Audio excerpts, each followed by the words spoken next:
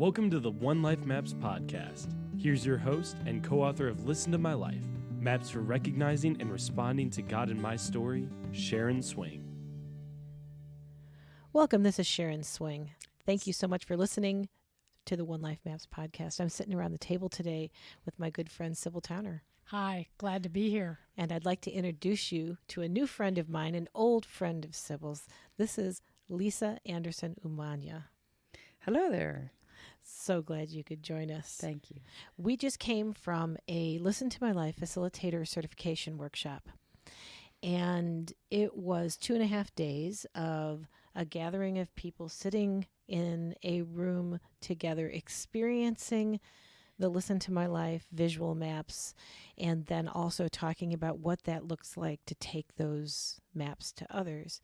Now, there's some backstory between Sibyl and Lisa that maybe we ought to start back then, but need to give you a little bit of context we'll come back to later.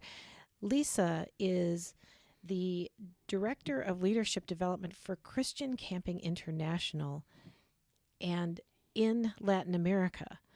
And so she has a perspective and listen. And how long have you lived in Latin America now? 36 years. 36 years. It's been a while. You moved there when you were 2 or so? Right out of college, 22. 22 years old, okay. And she's got a master's in educational studies from Trinity, and also then, is it a doctorate from Wheaton? Yeah, it was a master's from Wheaton and a PhD from Trinity Evangelical Divinity School. In what topics?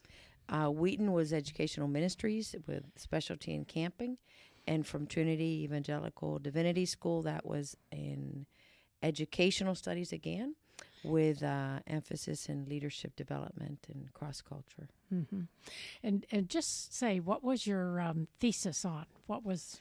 Well, the thesis was from Wheaton, and that was on analyzing, doing a qualitative evaluation of a 17-day-long training event for certifying teachers to be instructors in camping.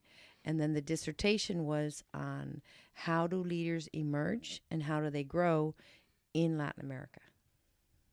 So incredibly interesting. So how did you and Sibyl get connected? Well, Sibyl stood up in front of an audience of 1,200 people, camping people, at a big national convention in 1985.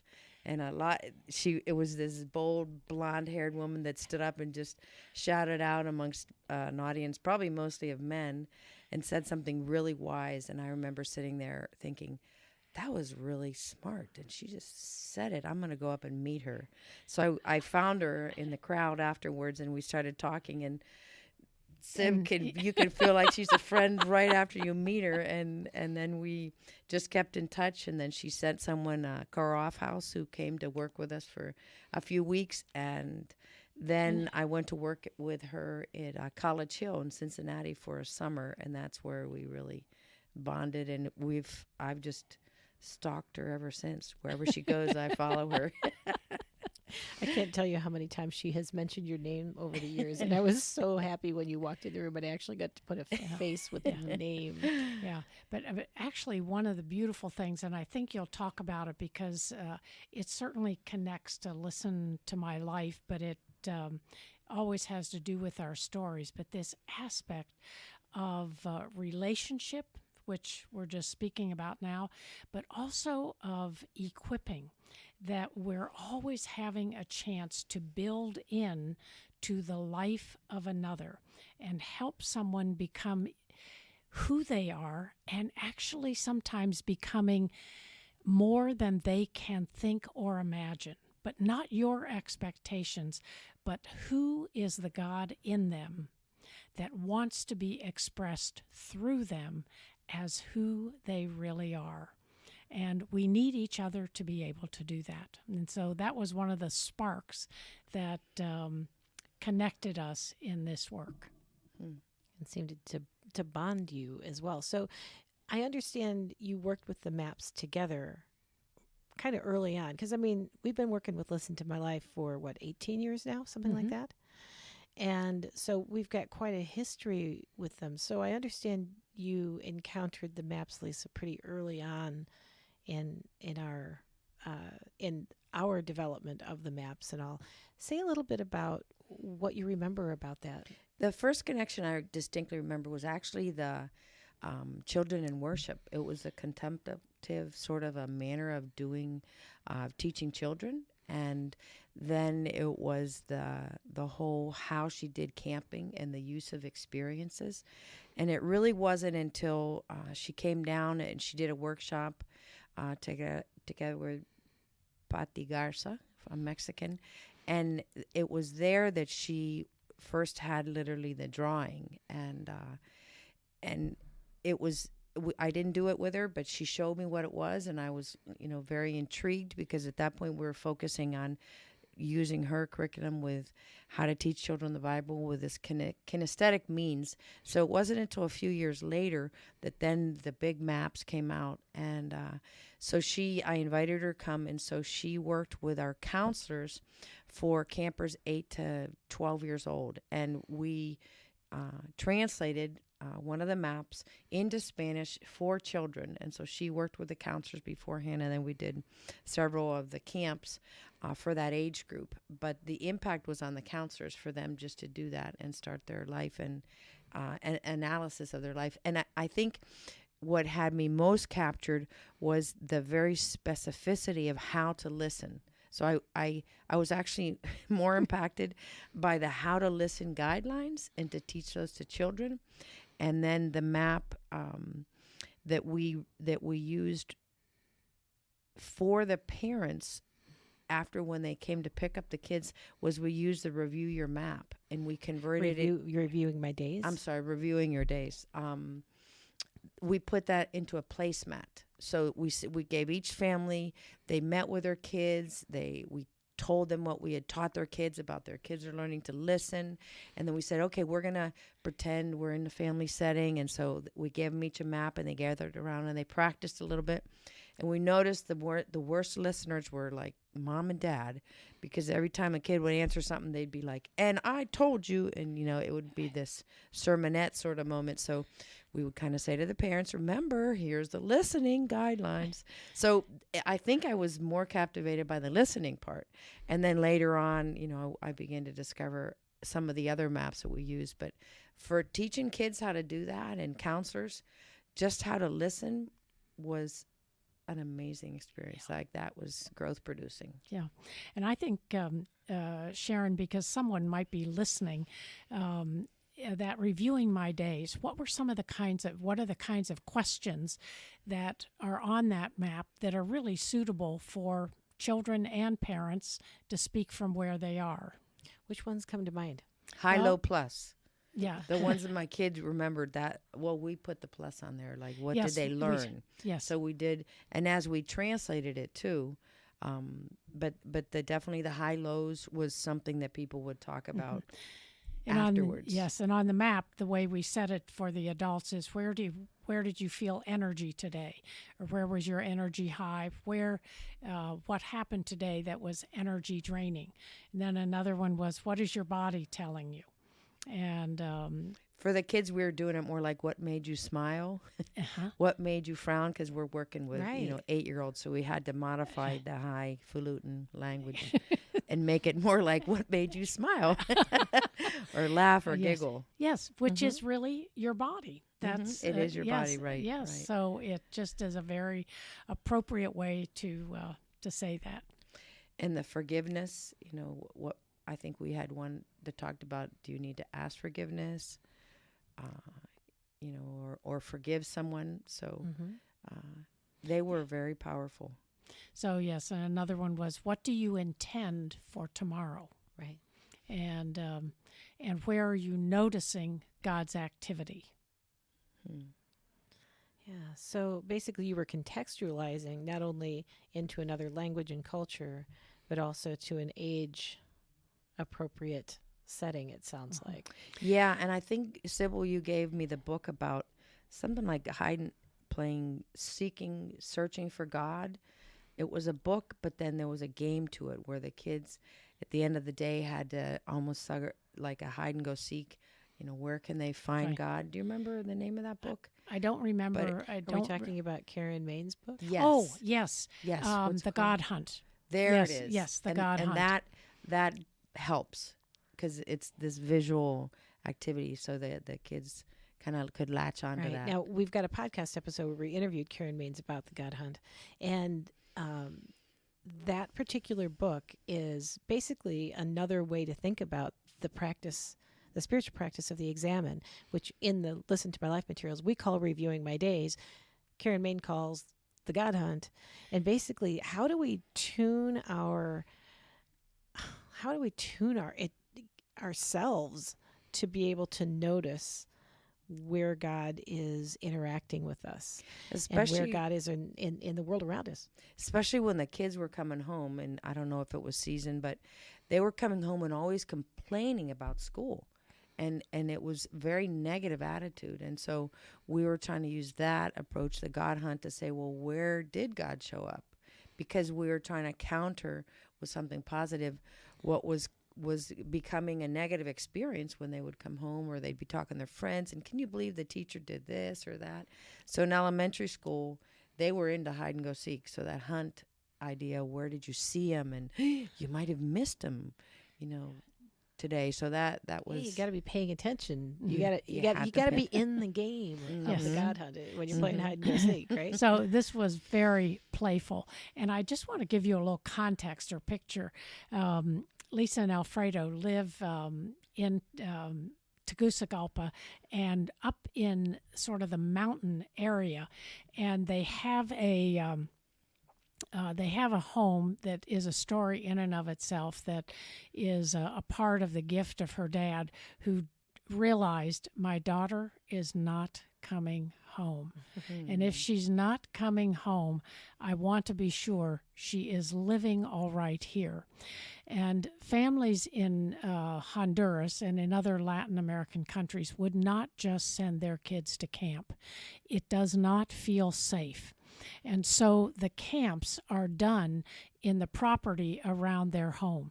The children come and tents are set up, and the Sunday school classes, because it comes out of the church, the boys stay one weekend, the girls stay another weekend. They stay in tents. They use their home for the bathroom. They prepare their meals together.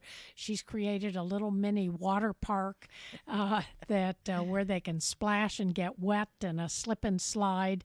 And it is just a beautiful expression of allowing a child, and frankly their families, to integrate and experience the love of God, not just sitting around in a chair in a Sunday school lesson, but really experiencing Him in the midst of creation, in the midst of play with one another, and then wondering and reflecting. And so that's a part of what one of the maps did.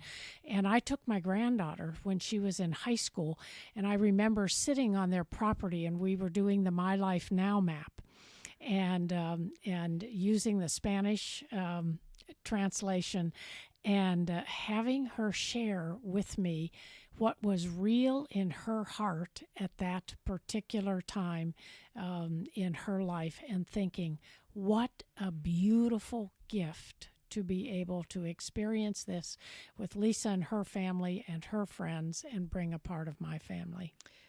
One of the things that I love about the maps is their versatility, because they could be used in a one-on-one session.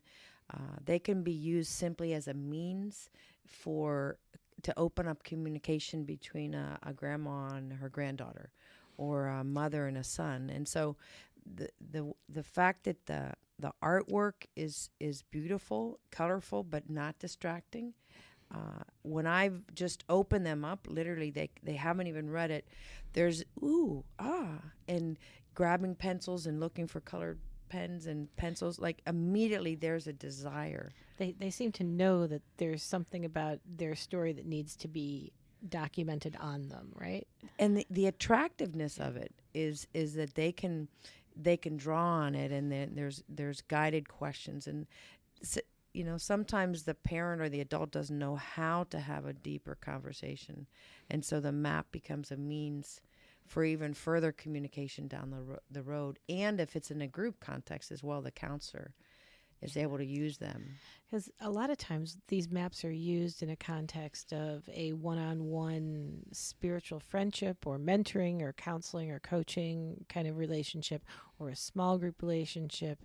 But then you're helping the kids become self-aware and God-aware, and then training the parents to connect with the kid over the content of what they're noticing about themselves and God and the world around them.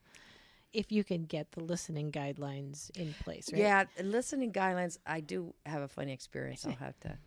I'm sure my friend Marcella won't mind this, but a friend of mine was like, well, I want to meet Sibyl, and you talk so much about her, and let her teach me. And, so I took her to my prayer partner, and so Sibyl's like, okay, Lisa, you go ahead and share.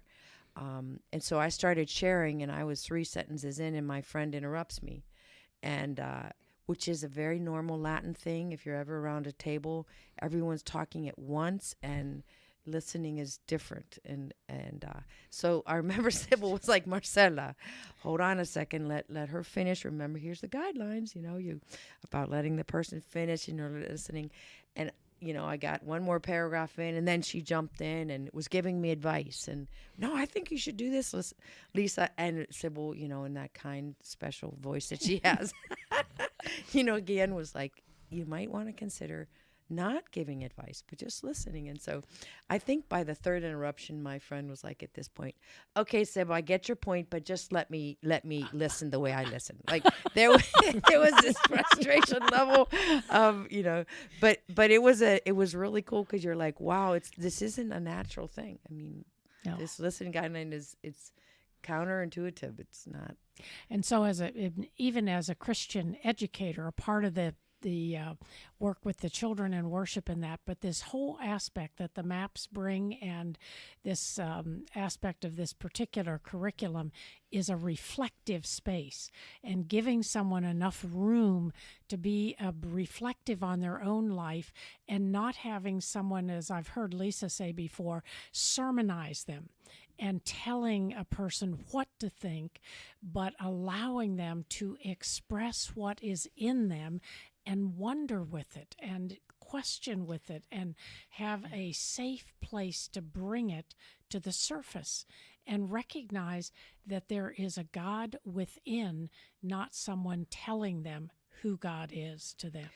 I feel like there's a certain humility that's required, that you take yourself out of being the protagonist in a conversation with a friend, a mentor, disciple.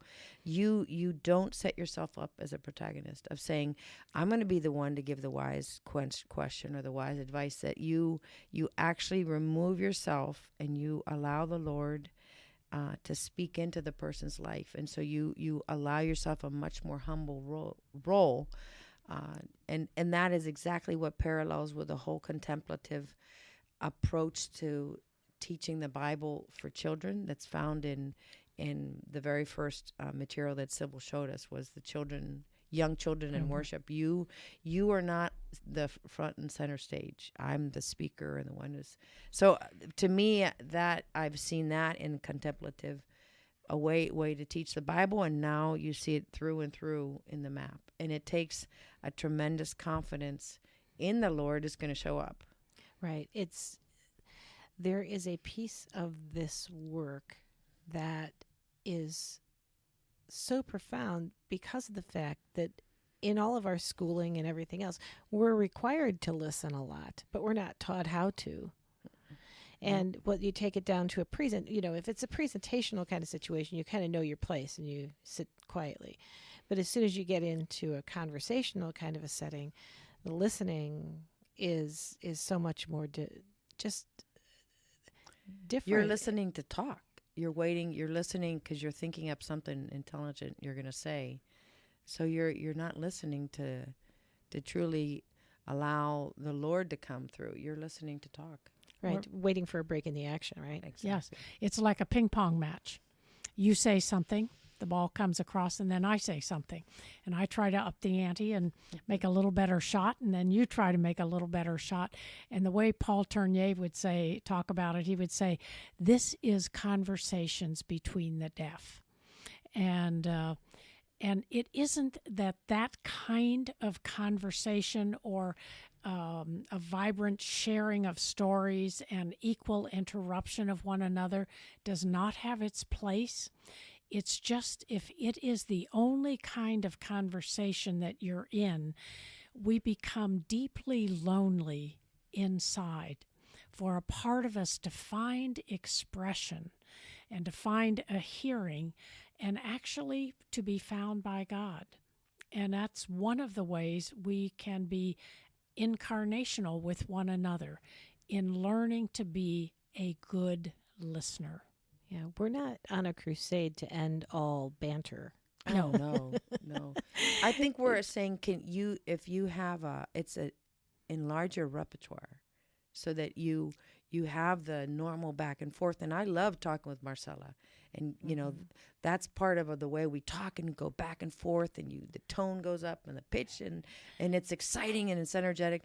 And that we've got down. But the fact that we are given a whole nother way to listen, it just enlarges the repertoire. And it does the same thing as a parent, not just with friends, but with your parents, of listening and saying, this isn't the moment for me to give advice. Yeah, and as parents, we have to learn when to stop parenting and just listen. And that is a huge journey because our kids keep growing up, for gosh sakes. Why? I don't know why, but they do. And it's just an amazing thing to have to realize that we finally get down parenting a kid that's 5 years old, and all of a sudden they're 6, and then we don't know how to parent a 6-year-old, and for gosh sakes, then when they get to be like 16 or 18, or then they get like 22 and get married or something like my son just did, we're out of our comfort zone, and there's a whole new way. But yet this kind of longing that we all have to connect with one another in a way that is deep and real and invites the Holy Spirit in the mix is a little bit different pace and a little bit different style. Okay, I want to go back to the two of you. And Lisa, you call Sibyl your mentor. Tell me a little bit about what Sibyl has meant to you as a mentor in terms of what has happened in you.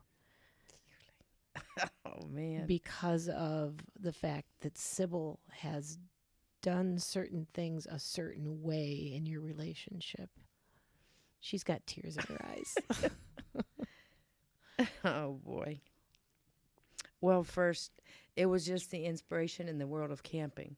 A very strong leader, but one with wisdom.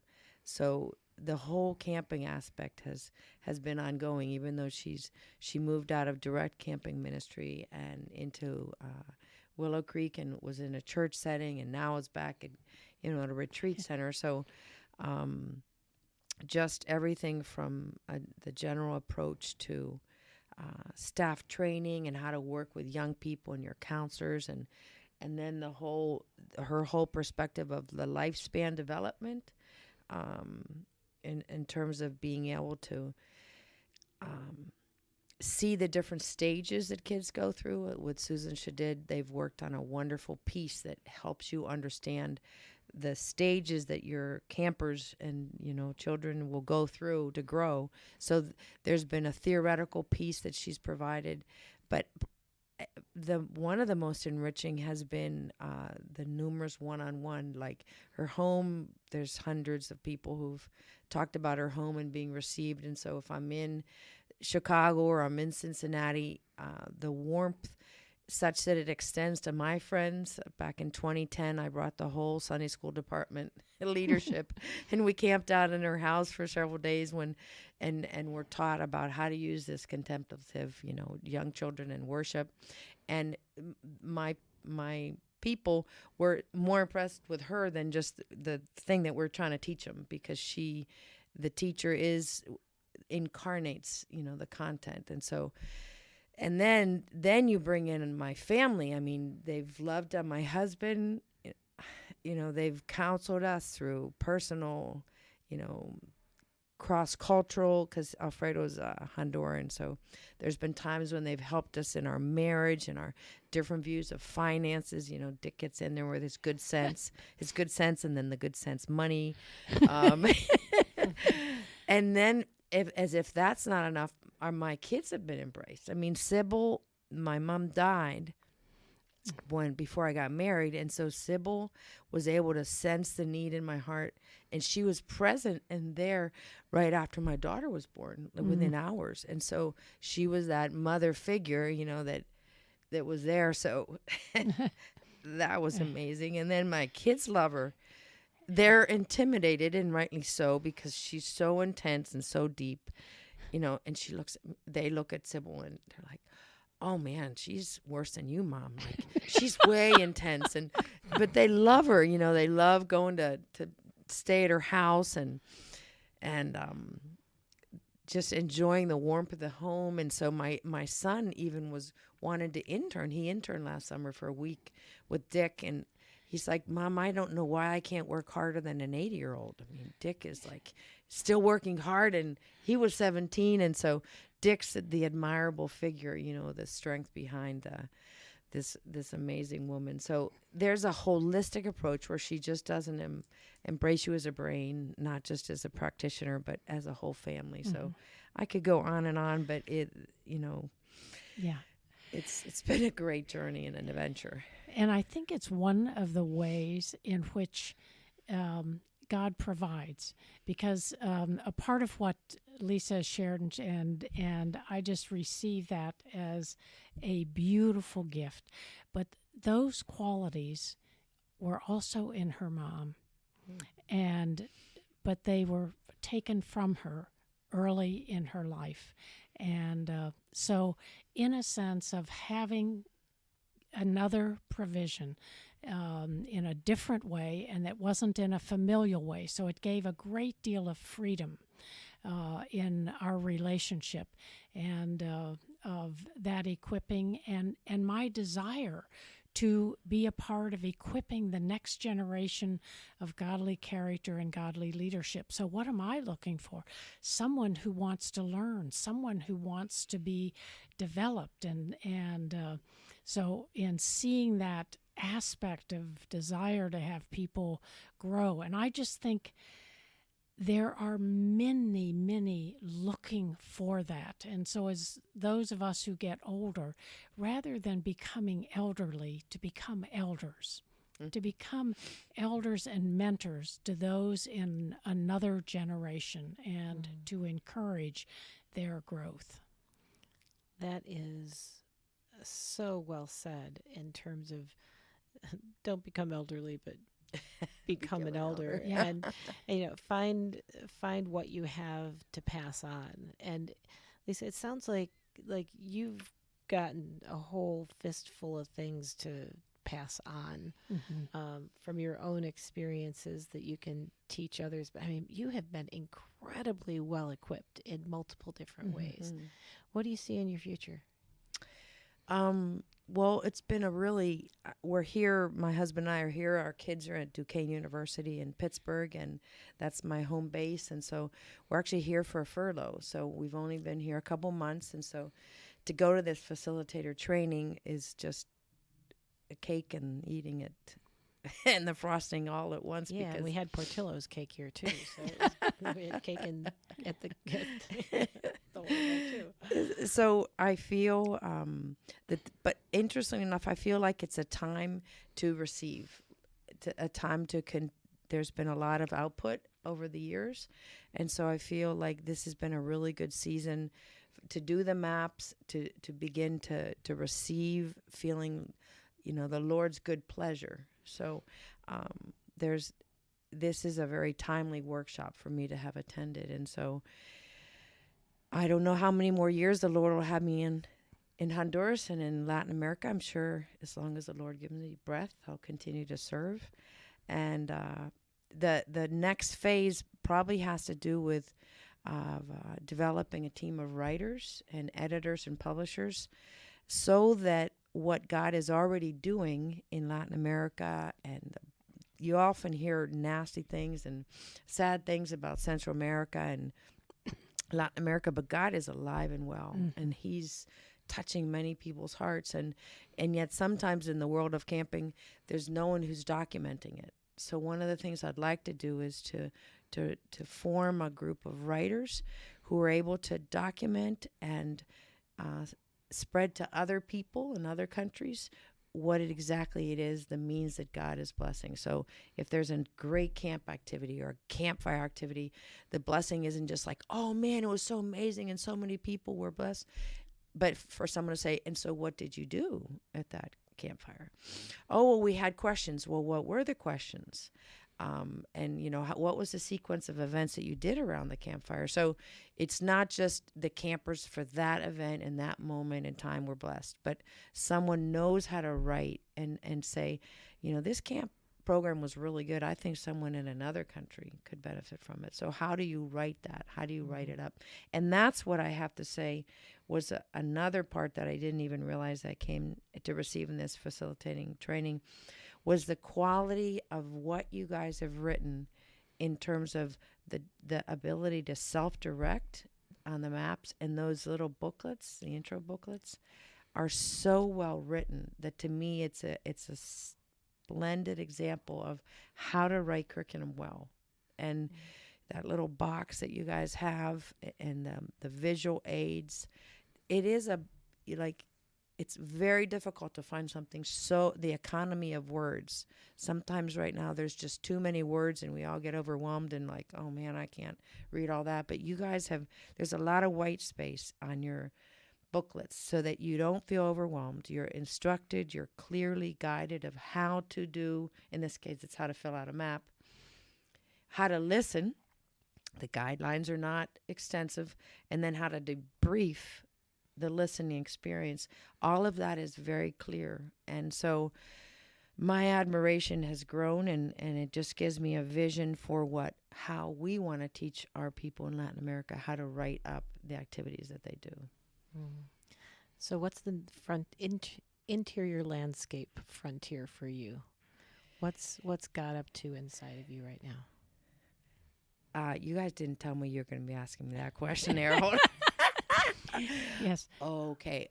We'll do the peaks. The peak map, that was so Peak revealing. experience map.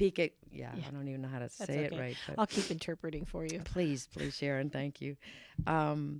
I hadn't realized, because you focus on the first 20 years, and for those of us who have more than 20 years, we focused on the first 20.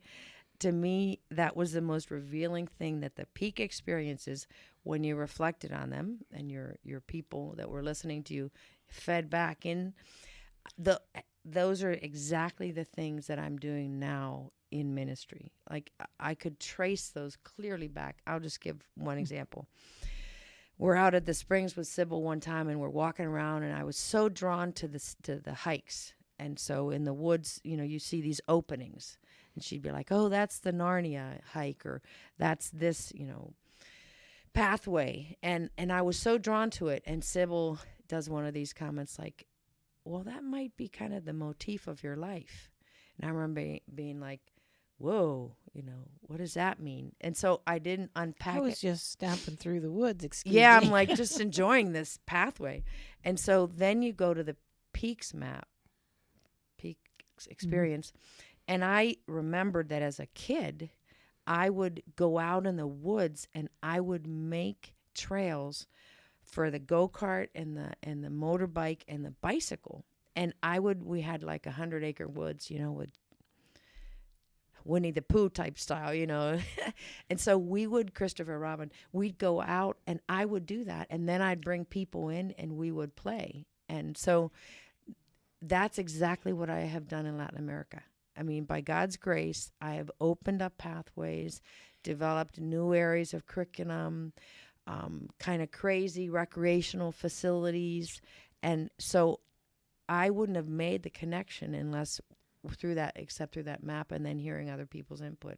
So that's just, I was celebrating. I mean, so the inner landscape was actually not just, you know, hardcore crying and and sorrow, which some of the maps do to you. But this was like, yippee, I'm on a peak and I'm jumping up and down and so excited to make the connections. And just to say that, to realize it doesn't matter what age you are, you will continue to create pathways. So you have, for the past number of years, been writing curriculum. Mm-hmm. You're not Latin. You know what it is to enter into the footsteps and shoes of being Latin. You've practiced and learned that. But now you're saying there need to be Latins who have a pathway created for them to be able to write and realize that they can write. They don't have to have it from someplace else. And they become givers to a broader world, whether it's another country, city, or place. So it just, it's amazing how that motif can translate into so many different ways. And then it added on to wanting to include your team of oneLife maps for 2021. So obviously there's some ramifications there. We'll see how that goes. We're on her schedule now. We have a wonderful plan for your lives. Yes, in one of the maps, Sibyl had a quote in there that was inserted. It says,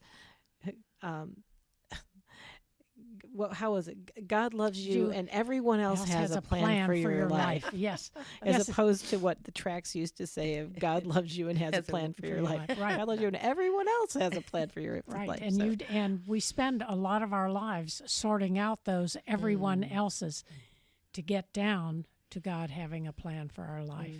Yeah, and I think what I hear in the midst of what you just said about the peak experiences map, it's somehow God confirming your path of what you're doing to be able to see the history and the threads that come through it. Absolutely. It's, you stand in awe of what the Lord does, because you're never going to be smart enough to be able to plan out your life like that. Yeah, so. And just that he had his hand on it the whole way and still does and will. And just what a blessing to hear that and know that. Yes. I just feel like I would love to, just before we close out this, would just love to pray for you and for this work. And thinking about how many, you have 15 writers? We hope to form a team of 20 writers, so this writers, team, editors, and publishers yet to be Yes, so this formed. team of 20 writers in Latin America, and someone may hear this podcast who knows of someone who ought to be a part of that group. And so I would just like to offer that and believe in God for it. And also you're raising money for those people to be employed, right? We're praying for 20 sponsors who will donate $1,000 a year for us to be able to some of them need equipping, like they just have a tablet, they don't have a computer. We'll need to fly them to different places in Latin America for training. And what we hope to do is return to go to Pittsburgh in 2023. That'll be the end of the 5-year experience, so that we can gather with the sponsors. Many of them are from my hometown in Pittsburgh. Meet the sponsors, bring them in from wherever they've decided to be sponsors, show them what they've made, have a show and tell, meet them, and kind of have a celebration of how the Lord has formed them over the last 5 years. So that's kind of a 5-year plan. Oh, that's a beautiful thing. Sibyl, why don't you go ahead and pray? So, Father in heaven, we just are grateful to have had this conversation, and this conversation can go out and be heard by others. And I hold Lisa before you. I hold the work you have put on her heart and what you put on her heart many, many years ago. And I ask your goodness upon that which she and Alfredo are about. And so I hold her before you, holding this work and what the maps have really unfolded in her life and in the life of those that she has worked with. So bless her abundantly. In your name, Father, Son, and Holy Spirit. Amen. Amen.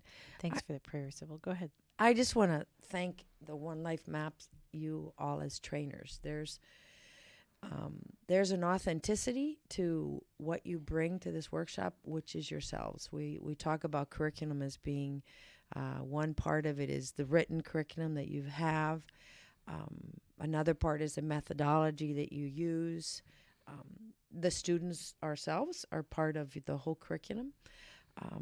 There's implicit curriculum that when you come into the room, you see the visual aids so attractive, the table decorations. So there's things that have just imply and excellence and a desire for quality and attention to detail. But to me, it's what Parker Palmer calls the incarnate curriculum. It's the teacher, and you teach who you are, and the fact that you have done the hard work of looking over your lives and examining the experiences that the Lord has given you.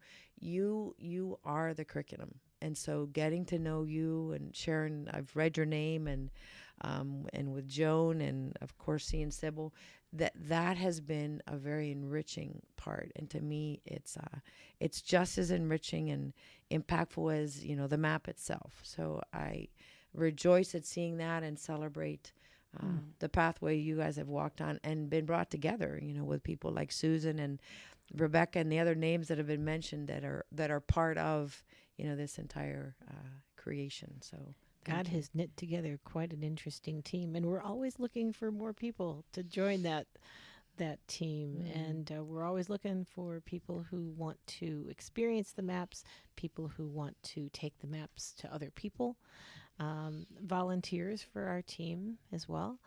And so, come find a way to join us. You can find out more about us at onelifemaps.com.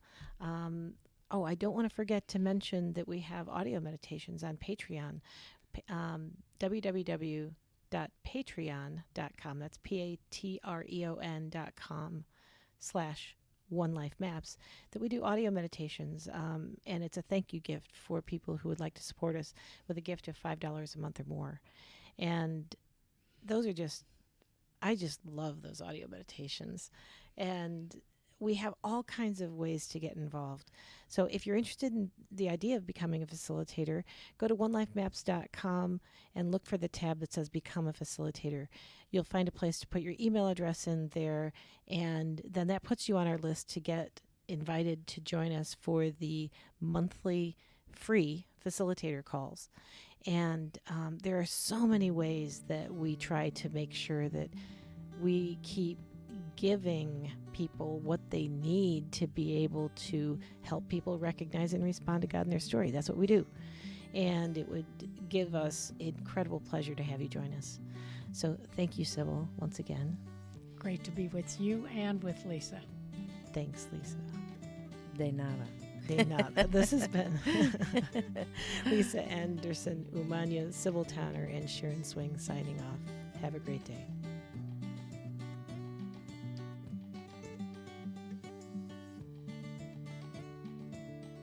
Have you thought, I don't know myself anymore? Have you wondered, is there something more? Are you at a crossroads in life and asking, which way will lead me toward expressing more of who I am made to be? Are you looking for a way to understand the restlessness you feel inside? Are you seeking a deeper spiritual life and desire to rediscover who you are through God's eyes? You're ready for the life mapping experience of Listen to My Life. Go to onelifemaps.com to purchase your portfolio of visual life maps. While you're there, check out our upcoming virtual coaching groups, live workshops, and options for you to facilitate the Listen to My Life experience with others. That's oneLifemaps.com. OneLifemaps.com.